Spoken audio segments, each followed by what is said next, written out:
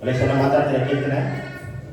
ರೆಡಿಯಾಗಿದ್ರ? ನಾನು last time ಹೇಳಿದ್ದೆ ನಿಮಗೆ, ಅವ್ರು ಬರಲಿಲ್ಲ ಅಂದರೆ ಮೈಕ್ ಆಫ್ ಮಾಡ್ತಾರೆ.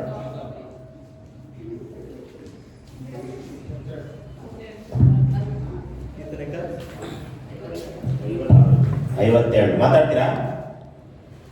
ಸೊ ಮುಂದಿನ ವಾರ ನೋಡ್ರಿ, ಮುಂದಿನ ವಾರ ನಾಗಮಣಿಯವ್ರು ಮಾತಾಡ್ತಾರೆ, ನಾಗಮಣಿ ಸಿಸ್ಟರ್ ಮಾತಾಡ್ತಾರೆ.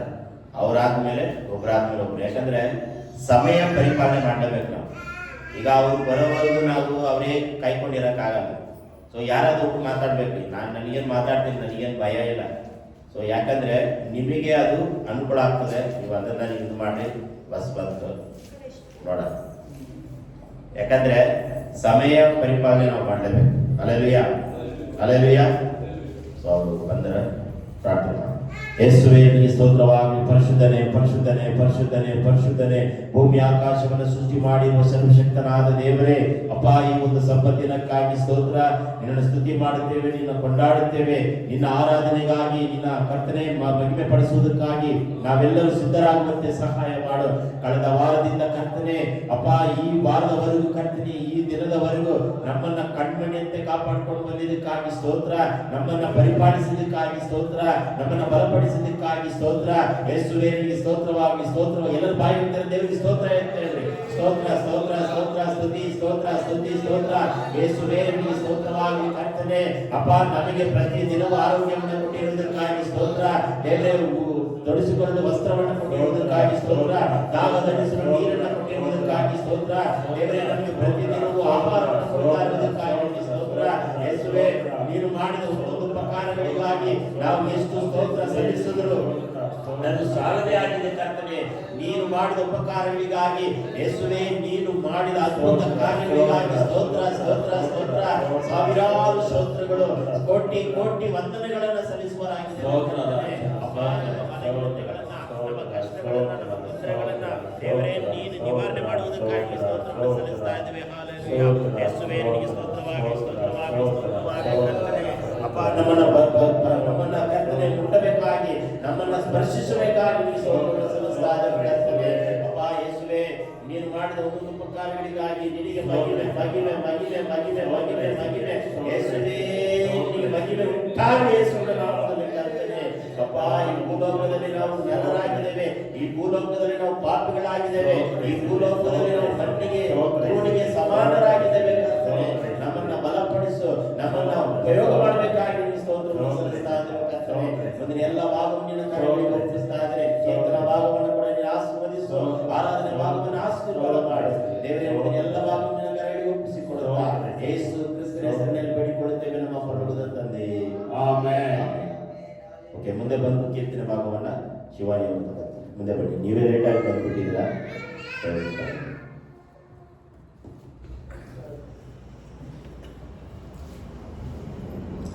ದೇವರ ನಾಮಕ್ಕೆ ಸ್ತೋತ್ರ ಆಗಲಿ.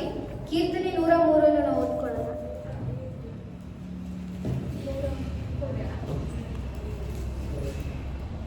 ನೂರ 3ನೇ ಕೀರ್ತನೆ ಓದ್ಕೊಳ್ಳೋಣ.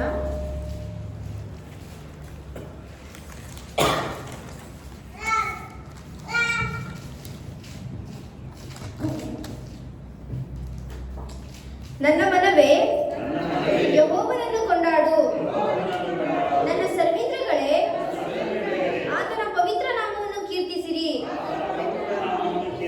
ನನ್ನ ಮನವೇ ಯೆಹೋವನನ್ನು ಕೊಂಡಾಡು, ಆತನ ಉಪಕಾರಗಳಲ್ಲಿ ಒಂದನ್ನು ಮರೆಯಬೇಡ. ಆತನು ನಿನ್ನ ಎಲ್ಲ ಅಪರಾಧಗಳನ್ನು ಕ್ಷಮಿಸುವವನು, ಸಮಸ್ತ ರೋಗಗಳನ್ನು ವಾಸಿ ಮಾಡುವವನು, ನಿನ್ನ ಜೀವವನ್ನು ನಾಶದಿಂದ ತಪ್ಪಿಸುವವನು, ಪ್ರೀತಿ ಕೃಪೆಗಳೆಂಬ ಕಿರೀಟದಿಂದ ನಿನ್ನನ್ನು ಶೃಂಗರಿಸುವವನು ಆಗಿದ್ದಾನೆ. ಶ್ರೇಷ್ಠ ವರಗಳಿಂದ ನಿನ್ನ ಆಶೆಯನ್ನು ಪೂರ್ತಿಗೊಳಿಸುತ್ತಾನೆ. ಹತ್ತಿಗೆ ಬರುವಂತೆ ನಿನಗೆ ಯೌವನವನ್ನು ತಿರುಗಿ ಬರಮಾಡುತ್ತಾನೆ. ಯೆಹೋವನು ನೀತಿಯನ್ನು ಸಾಧಿಸುವವನಾಗಿ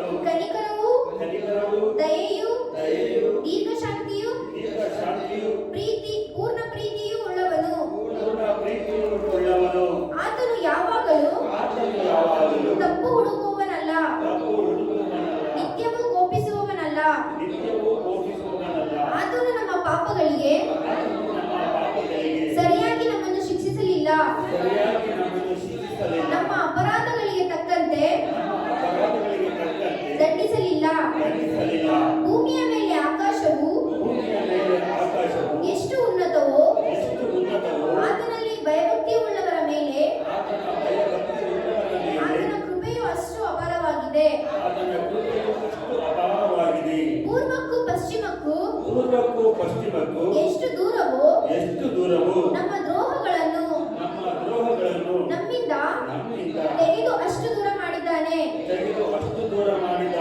ತಂದೆಯ ಮಕ್ಕಳನ್ನು ಕನಿಕರಿಸುವಂತೆ ಯೆಹೋವನು ತನ್ನಲ್ಲಿ ಭಯಭಕ್ತಿ ಉಳ್ಳವರನ್ನು ಕನಿಕರಿಸುತ್ತಾನೆ. ಆತನು ನಮ್ಮ ಪ್ರಕೃತಿಯನ್ನು ಬಲ್ಲನು.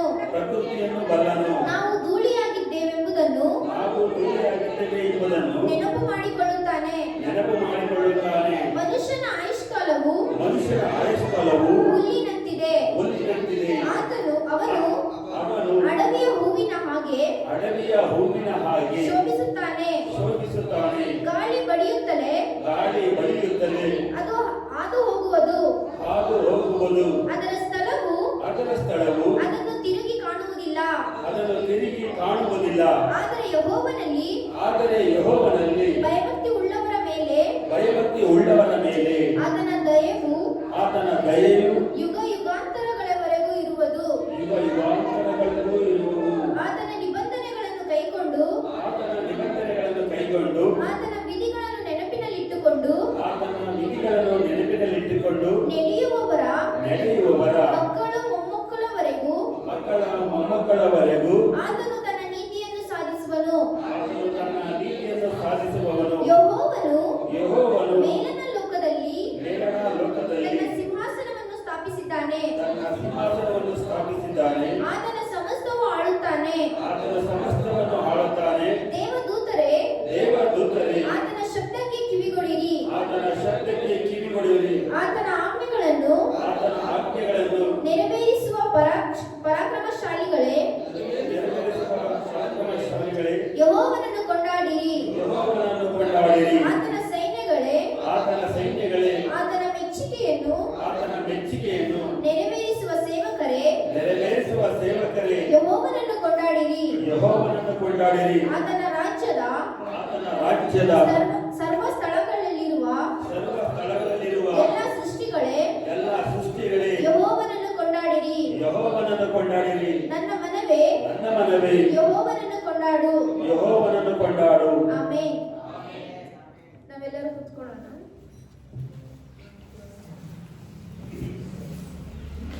ದೇವರ ನಮಗೆ ಸ್ತೋತ್ರ ಆಗಲಿ. ಕೀರ್ತನೆ 103 ಕೀರ್ತನೆ ಓದಿರುವಾಗ ಅದರಲ್ಲಿ ಮುಖ್ಯ ವಚನ ಯಾವುದು ಅಂತ ಹೇಳ್ತೀರಾ ಯಾರಾದ್ರೂ? ಈ ಕೀರ್ತನೆ ದಾವೀದನು ಬರೆದ ಕೀರ್ತನೆಯಲ್ಲಿ ಅಲ್ಲಿ ಮೇನ್ ಏನಿದೆ ದೇವ ಕೃಪಾ ಕೀರ್ತನೆ ಅಂತ ಹೇಳ್ಬೋದು. ಮತ್ತೆ ಇದಕ್ಕೆ ಇನ್ನೊಂದು ಹೆಸರು ದಯಾಳು ದೇವರಿಗೆ ಉಪಕಾರ ಸ್ಮರಣೆಯ ಕೀರ್ತನೆ ಅಂತ ಹೇಳ್ಬೋದು, ಇಲ್ಲಾಂದ್ರೆ ಕೃತಜ್ಞತಾ ಕೀರ್ತನೆ ಅಂತಾನೂ ನಾವು ಹೇಳ್ಬೋದು. ಇದರಲ್ಲಿ ಮುಖ್ಯವಾದ ಕೀರ್ತನೆ ನೋಡೋದಾದ್ರೆ 22 ಓದಿ. ಆತನ ರಾಜ್ಯದ ಸರ್ವ ಸ್ಥಳಗಳಲ್ಲಿರುವ ಎಲ್ಲ ಸೃಷ್ಟಿಗಳೇ ಯೆಹೋವನನ್ನು ಕೊಂಡಾಡಿರಿ. ನನ್ನ ಮನವೇ ಯೆಹೋವನನ್ನು ಕೊಂಡಾಡು. ಈ 103ನೇ ಕೀರ್ತನೆ ಅಂದ್ರೆ ಆಲ್ಮೋಸ್ಟ್ ಎಲ್ರಿಗೂ ಗೊತ್ತಿದೆ, ಯಾರಿಗೂ ಗೊತ್ತಿಲ್ಲದೆ ಏನಿಲ್ಲ. ಮುಂಚೆ ಎಲ್ಲ ಹೇಳಿದ್ದಾರೆ, ಎಲ್ಲರೂ ಎಲ್ಲ ಸಭೆಯಲ್ಲಿ ಎಲ್ರಿಗೂ ಆಲ್ಮೋಸ್ಟ್ ಇದು ಗೊತ್ತಿರೋದು, ಚಿರಪರಿಚಯವಾಗಿರುವ ಕೀರ್ತನೆ ಆಗಿದೆ. ಈ ಕೀರ್ತನೆಯಲ್ಲಿ ನಾವು 5 ಭಾಗಗಳನ್ನ ನೋಡ್ತೇವೆ. ಮುಖ್ಯವಾಗಿ ಮೇನ್ ದೇವರ ಒಳ್ಳೆತನ ವರ್ಣಿಸುವುದು. ಅಂದ್ರೆ ದಾವೀದನು ದೇವರು ಅವರು ಮಾಡಿದ ಉಪಕಾರ ಅಥವಾ ಮಾಡಿದ ಒಳ್ಳೆ ಕಾರ್ಯಗಳನ್ನು ನೆನೆಸಿ ದೇವರಿಗೆ ಅವರು ಸ್ತೋತ್ರ ಮಾಡೋರಾಗಿದ್ದಾರೆ. ಇದರಲ್ಲಿ ಮುಖ್ಯ ನೋಡಿದ್ರೆ 8ನೇ ವಚನ ಓದ್ಕೊಳ್ಳೋಣ. ಯೆಹೋವನು ಕನಿಕರವು ದಯೆಯು ದೀರ್ಘಶಾಂತಿಯು ಪೂರ್ಣ ಪ್ರೀತಿಯು ಉಳ್ಳವನು. ಯೆಹೋವನು ಏನು ಕನಿಕರವು ದಯೆಯು ದೀರ್ಘವು ಪೂರ್ಣ ಪ್ರೀತಿಯು ಉಳ್ಳವನು ಆಗಿದ್ದಾರೆ.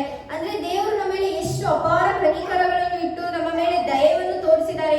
ಈಗ ಎಷ್ಟೋ ಜನ ನಾವು ನೋಡ್ತೀವಿ, ಈ ದಿನವನ್ನು ಕಾಣದೆ ಅಲ್ಲಿ ಇಲ್ಲಿ ವ್ಯರ್ಥವಾಗಿ ಕಳೀತಿದ್ದಾರೆ ಸಮಯ. ಆದ್ರೆ ನಮಗಾದರೂ ದೇವರು ಒಳ್ಳೆ ಕೃಪೆ ಕೊಟ್ಟು ಅದನ್ನ ಕನಿಕರ ದಯೆ ನಮ್ಮ ಮೇಲೆ ಇಟ್ಟು ನಮಗೆ ಅದರ ಅಪಾರ ಪೂರ್ಣ ಪ್ರೀತಿಯಿಂದ ನಮ್ಮನ್ನು ತುಂಬಿದ್ದಾರೆ. ಇನ್ನೊಂದು ವಚನ ನೋಡ್ಕೊಳ್ಳೋಣ, ವಿಮೋಚನಾ ಕಾಂಡ 34:6.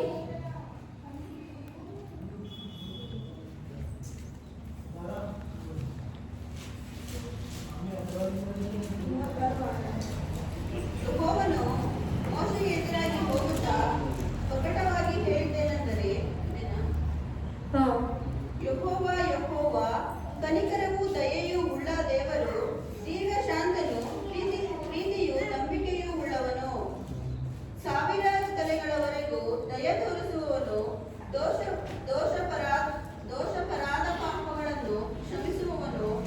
ಆದರೂ 7ನೇ ಅಷ್ಟೇ. ಆದರೂ ಅಪರಾಧಗಳನ್ನು ಶಿಕ್ಷಿಸದೆ ಬಿಡದವನು ತಂದೆಗಳ ದೋಷ ಫಲವನ್ನು ಮಕ್ಕಳ ಮೇಲೆ 3-4 ತಲೆಗಳವರೆಗೆ ಬರಮಾಡುವವನು ಎಂಬುದೇ. ಇಲ್ಲಿ ಏನ್ ಹೇಳ್ತಾರೆ, ದೇವರು ಮೋಶೆಗೆ ಹೇಳ್ತಿರೋದು, ದೇವರು ಮೋಶೆಗೆ ತನ್ನ ಒಳ್ಳೆತನವನ್ನು ತನ್ನ ಬಗ್ಗೆ ಒಳ್ಳೆಯದನ್ನು ಪ್ರಕಟಪಡಿಸಿದಲ್ಲಿ ಏನು ದೇವರು ಕನಿಕರ, ಅಲ್ಲಿ ಮೋಶೆಗೂ ಇಲ್ಲಿ ಹೇಳ್ತಾ ಇದೆ, ದೇವರು ದೀರ್ಘ ಶಾಂತಿಯು ಪ್ರೀತಿಯು ನಂಬಿಕೆ ಉಳ್ಳವನು. ಅದನ್ನ ತಂದೆ ನಮ್ಗೇನು ತಲಾಂತರವರೆಗೆ ಅಂದ್ರೆ ತಂದೆಯ ದೋಷವನ್ನು ಮುಂದೆ ಮಕ್ಕಳಿಗೆ ನಾವು ಇವಾಗ ಏನ್ ಮಾಡ್ತೀವಿ, ನಮ್ಮ ಮುಂದೆ ಜನರೇಷನ್ ನಮ್ಮ ಮಕ್ಕಳಿಗೆ ಅದು ದೇವರು ಶಿಕ್ಷಿಸರಾಗಿದ್ದಾರೆ. ಹಾಗಾಗಿ ನಾವು ದೇವರಲ್ಲಿ ಅದರ ಪ್ರೀತಿ, ಅದರ ಕೃಪೆ, ಅದರ ದಯೆಯನ್ನು ಉಳ್ಳವರಾಗಿ ನಾವು ಇರಬೇಕು. ಯಾವುದೇ ದೋಷವನ್ನು ಮಾಡದ ರೀತಿಯಲ್ಲಿ ದೇವರ ಭಯಭಕ್ತಿಯಲ್ಲಿ ನಾವು ಜೀವಿಸೋರಾಗಿರಬೇಕು.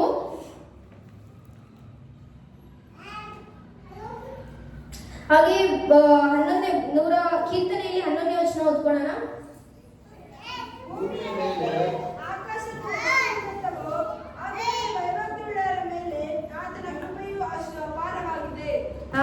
ಭೂಮಿಯ ಆಕಾಶವು ಎಷ್ಟು ಉನ್ನತಿದೆ ಅಂತ ನಮಗೆ ಗೊತ್ತಿಲ್ಲ. ಯಾರೇ ಸೈಂಟಿಸ್ಟ್, ಯಾರೇ ಎಷ್ಟೇ ಬಂದ್ರು ಅದು ಎಷ್ಟು ಇದೆ, ಎಷ್ಟು ಡಿಸ್ಟೆನ್ಸ್ ಇದೆ ಅಂತ ಯಾರು ಹೇಳಕ್ಕಾಗಿಲ್ಲ.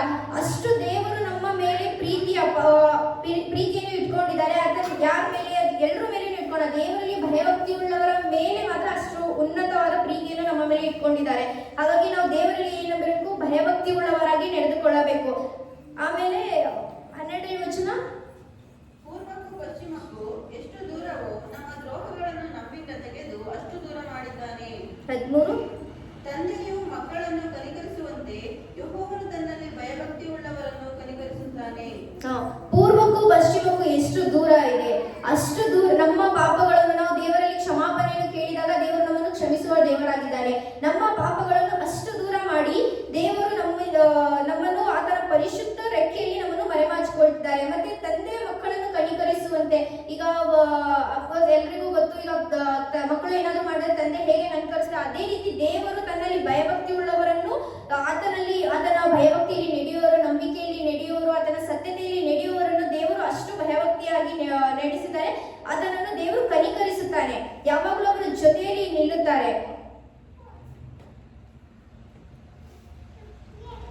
1ನೇ ವಚನ ಓದ್ಕೊಳ್ಳೋಣ.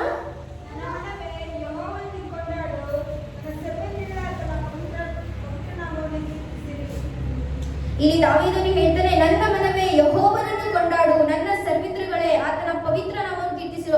ಅಂದ್ರೆ ನನ್ನ ದೇಹದ ಪ್ರತಿಯೊಂದು ಅಂಗವು ದೇವರನ್ನು ಕೀರ್ತಿಸಲಾಗಿರ್ಬೇಕು, ದೇವರನ್ನು ಆರಾಧಿಸುವವರಾಗಿರ್ಬೇಕು. ನಾವು ಪೂರ್ಣ ಶಕ್ತಿಯಿಂದ, ಪೂರ್ಣ ಬಲದಿಂದ, ಪೂರ್ಣ ಮನಸ್ಸಿನಿಂದ ದೇವರಿಗೆ ಆರಾಧನೆ ಮಾಡೋರಾಗಿರ್ಬೇಕು. ಪೂರ್ಣ ಮನಸ್ಸಿನಿಂದ ದೇವರನ್ನು ನಾವು ಕೊಂಡಾಡಿರಬೇಕು. ಮತ್ತೆ ಆತನು ಮಾಡಿದ ಉಪಕಾರಗಳಲ್ಲಿ ಒಂದನ್ನು ಮರೆಯಬಾರದು. ಈಗ ಎಷ್ಟು ಅಂದ್ರೆ ನಾವು ಏನ್ ಮಾಡ್ತೀವಿ, ಏನೋ ನಮಗೆ ಇವತ್ತು ಏನಾದ್ರು ಕಷ್ಟ ಬಂದಿದೆ, ದೇವರ ಹತ್ರ ಕೇಳ್ಕೊಂತೀವಿ, ದೇವರು ನಮಗೆ ಸಹಾಯ ಮಾಡ್ತಾರೆ. ನೆಕ್ಸ್ಟ್ ಅಂದ್ರೆ ನಾವು ಮರ್ತು ಬಿಡ್ತೀವಿ, ಮತ್ತೆ ನಾವು ದೇವರ ಹತ್ರ ಪ್ರಾರ್ಥನೆ ಮಾಡಕ್ ಹೋಗಲ್ಲ, ಕೇಳಕ್ ಹೋಗಲ್ಲ. ಬಟ್ ನಾವು ದೇವರು ಮಾಡಿದ ಒಂದೊಂದು ಉಪಕಾರವು ನಾವು ಯಾವತ್ತಿಗೂ ಮರೆಯಬಾರದು. ಅದನ್ನ ನೆನೆಸಿದವರಾಗಿ ನಾವು ದೇವರಿಗೆ ಸ್ತೋತ್ರ ಮಾಡಿದವರಾಗಿರಬೇಕು. ನೆಕ್ಸ್ಟ್ 3ನೇ ವಚನ, ಆತನು ನಿನ್ನ ಎಲ್ಲ ಅಪರಾಧಗಳನ್ನು ಕ್ಷಮಿಸುವವನು, ಸಮಸ್ತ ರೋಗಗಳನ್ನು ವಾಸಿ ಮಾಡುವವನು, ನಿನ್ನ ಜೀವವನ್ನು ನಾಶದಿಂದ ತಪ್ಪಿಸುವವನು, ಪ್ರೀತಿ ಕೃಪೆಗಳೆಂಬ ಕಿರೀಟದಿಂದ ನಿನ್ನನ್ನು ಶೃಂಗರಿಸುವವನು ಆಗಿದ್ದಾನೆ. ನೋಡಿ ಎಷ್ಟು ಚೆನ್ನಾಗಿ ಇಲ್ಲಿ ವಚನ ದಾವೀದನು ಹೇಳ್ತಾ ಬರೆದಿರೋದು. ಆತನು ನಿನ್ನ ಎಲ್ಲ ಅಪರಾಧಗಳನ್ನು ಕ್ಷಮಿಸುತ್ತಾನೆ. ನೀವೇನೇ ಅಂದ್ರೆ ಕ್ಷಮಿಸ್ತಾರೆ ಅಂತ ನಾವು ಯಾವಾಗಲೂ ಮಾಡ್ತಾ ಹೋದ್ರೆ ಆತರ ಆಗಲ್ಲ. ದೇವರು ನಮ್ಮ ಎಲ್ಲ ಅಪರಾಧಗಳನ್ನು ಕ್ಷಮಿಸಿ ಸಮಸ್ತ ರೋಗಗಳಿಂದ ವಾಸಿ ಮಾಡುತ್ತಾನೆ. ನಮಗೆ ಯಾವುದೇ ರೋಗ ಬರಲಿ, ಯಾವ ಡಾಕ್ಟರ್ ಇಂದ ಆಗಲ್ಲ, ಯಾವ ಹಣದಿಂದ, ಎಲ್ಲಿಂದ ಆಗಲ್ಲ, ಬಟ್ ದೇವರಿಂದ ಅದು ಸಾಧ್ಯ. ಹಲ್ಲೆಲೂಯಾ. ದೇವರು ಎಲ್ಲ ರೋಗಗಳನ್ನು ವಾಸಿ ಮಾಡಿ ನಮಗೆ ನಿತ್ಯ ಜೀವವನ್ನು ಕೊಡುತ್ತಾರೆ. ಅದೇ ವಚನ ಹೇಳ್ತಿದೆ, ನನ್ನ ನಂಬುದಾರೆ ಸತ್ತರೂ ಬದುಕುವನು ಎಂಬುದಾಗಿ. ಹಾಗಾಗಿ ನಾವು ದೇವರಲ್ಲಿ ಪೂರ್ಣ ಮನಸ್ಸಿನಿಂದ ಅದನ್ನು ನಂಬಿದರೆ ನಮಗೆ ಸಮಸ್ತ ರೋಗ, ಯಾವುದೇ ರೋಗ ನಮ್ಮ ಹತ್ರ ಕೂಡ ಬರಲ್ಲ. ಆ ರೋಗವನ್ನು ನಮಗೆ ವಾಸಿ ಮಾಡ್ತಾರೆ. ಮತ್ತೆ ನಮ್ಮ ಜೀವವನ್ನು ನಾಶದಿಂದ ತಪ್ಪಿಸುತ್ತಾನೆ. ನಾಶದ ಬಂಧನದಿಂದ, ನಾಶದ ಕೆಳಗಿನಿಂದ ನಮ್ಮ ಜೀವವನ್ನು ತಪ್ಪಿಸುತ್ತಾರೆ. ಈಗ ಎಷ್ಟೋ ಜನ ನೋಡ್ತೀವಿ, ನಾವು ಹೋಗ್ಬೇಕಾದ್ರೆ ಬರ್ಬೇಕಾದ್ರೆ ಎಲ್ಲ ನಮ್ಮ ಕಣ್ಮುಂದೆನೇ ಆಕ್ಸಿಡೆಂಟ್ ಆಗುತ್ತೆ, ನಮ್ಮ ಕಣ್ಮುಂದೆನೇ ಅವ್ರು ಸತ್ತೋಗ್ತಾರೆ, ಚೆನ್ನಾಗಿ ಇರ್ತಾರೆ ಬಟ್ ಸತ್ತೋಗ್ತಾರೆ, ಹೇಗೆ ನಾಶವಾಗಿ ಹೋಗ್ತಾರೆ ನಮಗೆ ಗೊತ್ತಾಗಲ್ಲ. ಆದ್ರೆ ದೇವರು ಅಂತ ನಾಶದಿಂದ ಆಗಿದ್ದಾರೆ. ಮತ್ತೆ ಪ್ರೀತಿ ಕೃಪೆಗಳೆಂಬ ಕಿರೀಟದಿಂದ ನಿನ್ನನ್ನು ಶೃಂಗರಿಸುವವನು ಆಗಿದ್ದಾನೆ. ದೇವರು ಪ್ರೀತಿ ಕೃಪೆ ಎಂಬ ಕಿರೀಟದಿಂದ ನಮ್ಮನ್ನು ಶೃಂಗರಿಸಿ ನಮ್ಮನ್ನು ಇನ್ನೂ ಹೆಚ್ಚಾಗಿ ಎಲ್ಲರಿಗಿಂತ ಬೇರೆ ಜನರಿಗಿಂತ ಅನ್ಯ ಜನರಿಗಿಂತ ನಮ್ಮನ್ನು ಶ್ರೇಷ್ಠವಾಗಿ ನೋಡುತ್ತಾರೆ. ನಾವು ಶ್ರೇಷ್ಠವಾಗಿ ದೇವರ ಕೃಪೆಯನ್ನು ದೇವರ ಕಿರೀಟವನ್ನು ನಾವು ಯಾವಾಗಲೂ ಸ್ವೀಕರಿಸಲು ಸಿದ್ಧರಾಗಿರಬೇಕು. ಹತ್ತಿಗೆ ಬರುವಂತೆ ನಿನಗೆ ಯೌವನ ತಿರುಗಿ ಬರಮಾಡುತ್ತಾನೆ. ಹತ್ತಿಗೆ ಬರುವಂತೆ ಹತ್ತಿಗೆ ಜಾಸ್ತಿ ಏಜೇ ಆಗಲ್ಲ ಅಂತಾರೆ. ಅದೇ ತರ ನಮಗೆ ಯೌವನ ಅಂದ್ರೆ ಆತ್ಮಿಕವಾದ ಯೌವನ, ದೈಹಿಕವಾದ ಅಲ್ಲ. ಈಗ ಹೇಳ್ತಾರೆ ನನಗೆ ಏಜ್ ಆಯ್ತು, ನಾವಿನ್ನ ಏಜ್ ಆಗ್ತಾ ಹೋಗ್ತಾ ಇದೀವಿ ಹೇಗೆ, ಬಟ್ ಹಾಗಲ್ಲ. ಆತ್ಮಿಕವಾಗಿ ನಾವು ಯಾವಾಗಲೂ ಹತ್ತಿನ ತರ ದೇವರು ನಮ್ಮ ಯೌವನವನ್ನು ತಿರುಗಿ ಯಾವಾಗಲೂ ಬರಮಾಡುತ್ತಾರೆ. ಆಮೇಲೆ ನೆಕ್ಸ್ಟ್ 15ನೇ ವಚನ ನೋಡ್ಕೊಳ್ಳೋಣ. ಮನುಷ್ಯನ ಆಯುಷ್ಕಾಲವು ಹುಲ್ಲಿನಂತಿದೆ, ಅವನು ಅಡವಿಯ ಹೂವಿನ ಹಾಗೆ ಶೋಭಿಸುತ್ತಾನೆ. ನೋಡಿ, ಮನುಷ್ಯನ ಆಯುಷ್ಕಾಲವು ಹುಲ್ಲಿನಂತಿದೆ. ಅದ್ ಯಾವಾಗ ಹೋಗುತ್ತೆ ಯಾವಾಗ ಇರುತ್ತೆ ಹೇಳಕ್ಕಾಗಲ್ಲ. ಯಾವಾಗ ಇವಾಗ ಇರ್ತಾರೆ ನಾಳೆ ಇಲ್ಲ ಹೇಳಕ್ಕಾಗಲ್ಲ. ಬಟ್ ಆದ್ರೂ ದೇವರು ನಮ್ಮನ್ನು ಯಾವಾಗಲೂ ಆತನ ಕೃಪೆಯಲ್ಲಿ ನಮ್ಮನ್ನು ಕಣ್ಣು ಗುಡ್ಡೆಯಾಗಿ ಯಾವಾಗಲೂ ನಮ್ಮನ್ನು ಕಾಯ್ತಾ ಇದ್ದಾರೆ. ಯಾವಾಗಲೂ ನಮ್ಮ ಜೊತೆಯಾಗಿ ನಡೆದಿದ್ದಾರೆ. ನಾವು ಅಂತ ದೇವರಿಗೆ ನಾವು ಸ್ತೋತ್ರ ಮಾಡೋರಾಗಿರಬೇಕು. ಪರಿಪೂರ್ಣ ಹೃದಯದಿಂದ ನಾವು ಕೊಂಡಾಡೋರಾಗಿರ್ಬೇಕು. ಯಾವಾಗಲೂ ಆತನ ನಾಮವನ್ನು ಭಜಿಸುವವರಾಗಿರಬೇಕು. 17ನೇ ವಚನ. ಯೆಹೋವನಲ್ಲಿ ಭಯಭಕ್ತಿಯುಳ್ಳವರ ಮೇಲೆ ಆತನ ದಯೆಯು ಯುಗಯುಗಾಂತರಗಳವರೆಗೂ ಇರುತ್ತದೆ. ಆತನ ನಿಬಂಧನೆಗಳು ಕೈಗೊಂಡು ಆತನ ವಿಧಿಗಳನ್ನು ನೆನಪಿನಲ್ಲಿಟ್ಟುಕೊಂಡು ನಡೆಯುವವರು ಮೊಮ್ಮಕ್ಕಳವರೆಗೂ ಆತನು ತನ್ನ ನೀತಿಯನ್ನು ಸಾಧಿಸುವನು. ಮತ್ತೆ ಇನ್ನೊಂದ್ಸಲ ಹೇಳ್ತಾ ಇದ್ದಾರೆ, ಯೆಹೋವನಲ್ಲಿ ಭಯಭಕ್ತಿಯುಳ್ಳವರ ಮೇಲೆ ಆತನ ದಯೆಯು ಯುಗ ಯುಗಾಂತರವರೆಗೂ ಇರುತ್ತದೆ. ಆತನಲ್ಲಿ ನಾವು ಯಾವಾಗ ಭಯಭಕ್ತಿ ಉಳ್ಳವರಾಗಿರ್ತೀವಿ ಆತನು ನಮ್ಮ ಮೇಲೆ ದಯೆ ಯಾವಾಗಲೂ ಹೌದು, ಅದಕ್ಕೆ ಎಂಡಿಂಗ್ಸ್ ಇಲ್ಲ, ಶಾಶ್ವತವಾಗಿ ಅದು ನಮ್ಮ ಜೊತೆಯಲ್ಲಿ ಇರುತ್ತದೆ. ಮತ್ತೆ ಆತನ ನಿಬಂಧನೆಗಳನ್ನು ಕೈಗೊಂಡು ಆತನ ವಿಧಿಗಳನ್ನು ನೆನಪಿನಲ್ಲಿಟ್ಟುಕೊಂಡು ನಡೆಯುವುದ್ರೆ, ದೇವರ ನಿಬಂಧನೆ, ದೇವರ ಕಟ್ಟಳೆಗಳನ್ನು, ದೇವರ ವಾಕ್ಯಗಳನ್ನು ನಾವು ಕೈಗೊಂಡು ಜ್ಞಾಪಕದಲ್ಲಿ ಇಟ್ಟುಕೊಂಡು ನಡೆದರೆ ನಮ್ಮ ಮಕ್ಕಳು ಮೊಮ್ಮಕ್ಕಳವರೆಗೂ ಆತನ ನೀತಿಯನ್ನು ಸಾಧಿಸುವುದು. ಮಕ್ಕಳು ಮೊಮ್ಮಕ್ಕಳವರೆಗೂ ನಮ್ಮ ಯುಗ ಯುಗಾಂತರವರೆಗೂ ಅದು ಆಶೀರ್ವಾದವಾಗಿರುತ್ತೆ. ಮತ್ತೆ ನಾವು ದೇವರಿಂದ 5 ಲಾಭಗಳನ್ನು ನೋಡ್ತೀವಿ. ಅಂದ್ರೆ ನಾವು ಈ ತರ ಮಾಡೋದು. ಮತ್ತಾಯ 9:27 ನೋಡೋಣ.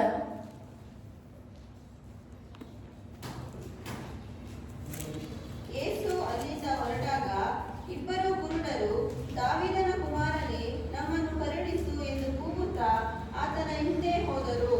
ಆತನು ಮನೆಗೆ ಬಂದಾಗ ಆ ಕುರುಡರು ಆತನ ಬಳಿಗೆ ಬಂದರು. ಯೇಸು ಅವರನ್ನು, ನಾನು ಮಾಡಬಲ್ಲೆನೆಂಬುದನ್ನು ನಂಬುತ್ತೀರೋ ಎಂದು ಕೇಳಿದ್ದಕ್ಕೆ ಅವರು, ಹೌದು ಸ್ವಾಮಿ, ನಂಬುತ್ತೇವೆ ಅಂದರು. ಆಗ ಆತನು ಅವರ ಕಣ್ಣುಗಳನ್ನು ಮುಟ್ಟಿ, ಸಾಕು. ಇಲ್ಲೂ ವಚನ ಇದೆ ನೋಡಿ, ದೇವರು ನಮಗೆ ಎಂತ ರೋಗದಿಂದ ನಮಗೆ ವಾಸಿ ಮಾಡಬಹುದು. ಮತ್ತೆ ನಂಬಿಕೆಯಲ್ಲಿ ಹೇಗಿರ್ಬೇಕು ಅಂದ್ರೆ, ಇಲ್ಲಿ ದಾವೀದ ಕುಮಾರನು ಹೋಗ್ತಿರುವಾಗ 2 ಕುರುಡರನ್ನು ನೋಡ್ತಾರೆ. ಅವರು ಹುಟ್ಟು ಕುರುಡರಾಗಿರ್ತಾರೆ, ಅವ್ರಿಗೆ ಕಣ್ಣು ಕಾಣ್ತಿರಲ್ಲ. ಬಟ್ ದೇವರು ಹೋಗ್ಬೇಕಾದ್ರೆ ಅವ್ರು ಕರೀತಾ ಇರ್ತಾರೆ, ದಾವೀದ ಕುಮಾರನೇ ಅಂತ. ಬಟ್ ದೇವ್ರು ಏನ್ ಮಾಡ್ತಾರೆ, ಕೇಳಿಸ್ಕೊಳ್ಳೋದೇ ಅಲ್ಲಿ ಕೇಳಿಸಿರುತ್ತೆ, ಬಟ್ ಕೇಳಿಸ್ಕೊಳ್ಳೋ ರೀತಿಯಲ್ಲಿ ಅವರು ಮುಂದೆ ಹೋಗ್ತಾ ಇರ್ತಾರೆ. ಬಟ್ ಅವರು ಓಡೋಡಿ ಬರ್ತಾರೆ ದೇವ್ರ ಹತ್ರ. ಬಂದಾಗ ದೇವರೇ ನಮಗೆ ಕಣ್ಣಿಲ್ಲ. ಬಟ್ ದೇವ್ರು ಏನ್ ಹೇಳ್ತಾರೆ, ನೀನು ನಂಬುವುದಾದರೆ, ನಿನಗೆ ನಂಬಿಕೆ ಇದ್ದರೆ ನೀನು ಕಾಣಬಹುದು ಎಂದು ಹೇಳ್ತಾರೆ. ಅದೇ ರೀತಿ ನಾವು ದೇವರಲ್ಲಿ ನಂಬಿಕೆ ಮಾತ್ರ ಇರಬೇಕು. ಇನ್ನೊಂದು ನಾವು ನೋಡಿದ್ವಿ, ದೇವರ ನಂಬಿಕೆಯಲ್ಲಿ ನಾವು ಯಾವಾಗಲೂ ಸ್ಟ್ರಾಂಗ್ ಆಗಿರ್ಬೇಕು. ನಾವು ನಂಬಿಕೆಯಲ್ಲಿ ಯಾವಾಗ ಕುಗ್ಗಿ ಹೋಗಬಾರದು. ಅದೇ ರೀತಿ ದೇವರಲ್ಲಿ ನಂಬಿಕೆಯಲ್ಲಿ ಹೇಗೆ ನೀ ನಂಬಿಕೆಯಲ್ಲಿ ನಿನಗಾಗಲಿ ಎಂದು ದೇವರು ಎಷ್ಟೋ ಸಲ ಅದ್ಭುತ ಕಾರ್ಯಗಳನ್ನು ಮಾಡಿದ್ದಾರೆ. ಅದೇ ರೀತಿ ನಾವು ನಂಬಿಕೆಯಲ್ಲಿ ಇಡಬೇಕು. ದೇವರಲ್ಲಿ ನಂಬಿಕೆ ಇಟ್ಟಾಗ ನಮಗೆ 5 ದೇವರಿಂದ ಏನೇನು ಲಾಭ ಅಂದ್ರೆ, ದೇವರು ನಮಗೆ ಯಾವಾಗಲೂ ಕ್ಷಮಾಪಣೆ ಮಾಡ್ತಾರೆ, ನಮಗೆ ಒಳ್ಳೆಯ ಆರೋಗ್ಯ ಸ್ವಾಸ್ಥ್ಯತೆಯನ್ನು ಕೊಡ್ತಾರೆ, ಯಾವಾಗಲೂ ನಮಗೆ ಕಾಪಾಡ್ತಾರೆ. ಮತ್ತೆ ಆತನ ಕಿರೀಟ, ಪ್ರೀತಿ ಕೃಪೆ ಎಂಬ ಕಿರೀಟಗಳಿಂದ ನಮ್ಮನ್ನು ಶೃಂಗರಿಸುತ್ತಾರೆ, ಮತ್ತೆ ತೃಪ್ತಿಪಡಿಸುತ್ತಾರೆ. ದೇವರಿಗೆ ನಮಗೆ ಹೀಗೆ ಸಿರಿತನ, ಐಶ್ವರ್ಯ ಅಥವಾ ಬೇರೆ ಏನೇ ಇದ್ರೂ ದೇವರು ನಮ್ಮನ್ನು ಯಾವಾಗಲೂ ತೃಪ್ತಿಪಡಿಸುತ್ತಾರೆ.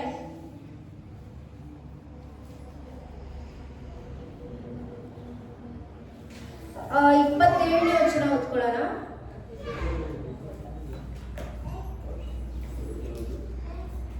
22 103 ಕೀರ್ತನೆ 103:22. ಆತನ ರಾಜ್ಯದ ಸರ್ವ ಸ್ಥಳಗಳಲ್ಲಿರುವ ಎಲ್ಲ ಸೃಷ್ಟಿಗಳೇ ಯೆಹೋವನನ್ನು ಕೊಂಡಾಡಿರಿ. ನನ್ನ ಮನವೇ ಯೆಹೋವನನ್ನು ಕೊಂಡಾಡು. ಆಮೆನ್. ಆತನ ರಾಜ್ಯದ ಎಲ್ಲಾ ಸ್ಥಳದಲ್ಲಿರುವ ಎಲ್ಲಾ ಸೃಷ್ಟಿಗಳೇ ಅಂದ್ರೆ ಇದು ಭೂಮಿ ಸೃಷ್ಟಿ ಮಾಡಿದೆ ಯೆಹೋವ ದೇವರೇ. ಭೂಮಿ ಸೃಷ್ಟಿ ಮಾಡಿ ಇರುವ ಪ್ರತಿಯೊಂದು ಜನ ಪ್ರತಿಯೊಂದು ಇರುವ ಸ್ಥಳದಲ್ಲಿ ಇರುವ ಎಲ್ಲರೂ ದೇವರು ಸೃಷ್ಟಿ ಮಾಡಿದ ಆ ಸೃಷ್ಟಿಕರ್ತನಿಗೆ ನಾವು ಯಾವಾಗಲೂ ಕೊಂಡಾಡುವವರಾಗಿರ್ಬೇಕು. ಯೆಹೋವನಿಗೆ ಯಾವಾಗಲೂ ಕೊಂಡಾಡುವವರಾಗಬೇಕು. ನನ್ನ ಮನವು ಯಾವಾಗಲೂ ಏನ್ ಮಾಡ್ಬೇಕು? ದೇವರಿಗೆ ಕೊಂಡಾಡುವವರಾಗಿರಬೇಕು. ದೇವರು ಈ ಕೀರ್ತನೆಯನ್ನು ಆಶೀರ್ವದಿಸಲಿ. ನಾವು ನೆಕ್ಸ್ಟ್ ಆರಾಧನೆಗೆ ಹೋಗೋಣ. ಪ್ರಾರ್ಥನೆ. ಸ್ತೋತ್ರವಾಗಲಿ ಕರ್ತನೆ, ಕೀರ್ತನೆಯಿಂದ ಬೋಧಿಸಿದಂಥ ಸಹೋದರಿಗಾಗಿ ಸ್ತೋತ್ರ. ಸಹೋದರಿಯನ್ನು ಆಶೀರ್ವದಿಸಿ ಬಲಪಡಿಸು ಕರ್ತನೆ. ಇನ್ನೂ ವಾರ ವಾರ ಕರ್ತನೆ ಒಬ್ಬೊಬ್ಬರು ಆರಾಧನೆಗಾಗಿ ನಾವು ಸಿದ್ಧರಾಗುವಂತೆ ಸಹಾಯ ಮಾಡಿ. ಯೇಸುವಿನ ಹೆಸರಿನಲ್ಲಿ ಬೇಡಿಕೊಳ್ಳುತ್ತೇನೆ ತಂದೆ. ದೇವರಿಗೆ ಸ್ತೋತ್ರ. ಇದೇ ತರ ಒಂದು 10 ನಿಮಿಷ ಮಾತಾಡಬೇಕು. ನೆಕ್ಸ್ಟ್ ಮುಂದಿನ ವಾರ ನಾಗಮಣಿ ಸಿಸ್ಟರ್ ಅವರು ವಾಕ್ಯವನ್ನು ತೆಗೆದುಕೊಳ್ತಾರೆ. ಆಮೇಲೆ ಒಂದೊಂದು ವಾರ ಒಬ್ಬೊಬ್ರು. ಅರ್ಥ ಆಯ್ತು ನಿಮಗೆ? 10 ನಿಮಿಷ ಅಷ್ಟೇ. ಒಂದು ವಾರ ಒಬ್ಬೊಬ್ರು ನೀವೇನ್ ಮಾಡ್ಬೇಕಂತ ಹೇಳಿದ್ರೆ ಕೊಟ್ಟಿದ್ದು ಒಬ್ಬೊಬ್ರು ಒಂದೊಂದು ವಾರ ನೀವು ವಾಕ್ಯವನ್ನ ಕೀರ್ತನೆ ಓದಿಸ್ಬಿಟ್ಟು, ಇದೊಂದು ತರಬೇತಿ ಅಷ್ಟೇ. ನಾನ್ ಪರ್ಫೆಕ್ಟ್, ನೀನ್ ಸರಿಯಾಗಿ ಹೇಳಿದಿ, ನಾನ್ ಸರಿಯಾಗಿ ಹೇಳಿದೀವಿ ಅಂತ ಜಡ್ಜ್ಮೆಂಟ್ ಅಲ್ಲ. ಇದು ಒಂದು ತರಬೇತಿ ಶಿಕ್ಷಣ. ಅಲ್ಲವೇ ಪ್ರತಿಯೊಬ್ರು ಕೂಡ ಮಾತಾಡಬೇಕು. ಮುಂದಿನ ಭಾನುವಾರ ನಾಗಮಣಿ ಸಿಸ್ಟರ್ ರೆಡಿ ಆಗ್ತಾರೆ. ಆಮೇಲೆ ಮುಂದಿನ ಭಾನುವಾರ ಒಬ್ಬೊಬ್ರು ಒಂದೊಂದು ವಾರ ನಾನು ನಿಮಗೆ ಕೊಡ್ತೀನಿ ಅವಕಾಶವನ್ನ. ಆರಾಧನೆಗಾಗಿ ಸಿದ್ಧರಾಗಿರ್ತೇವೆ.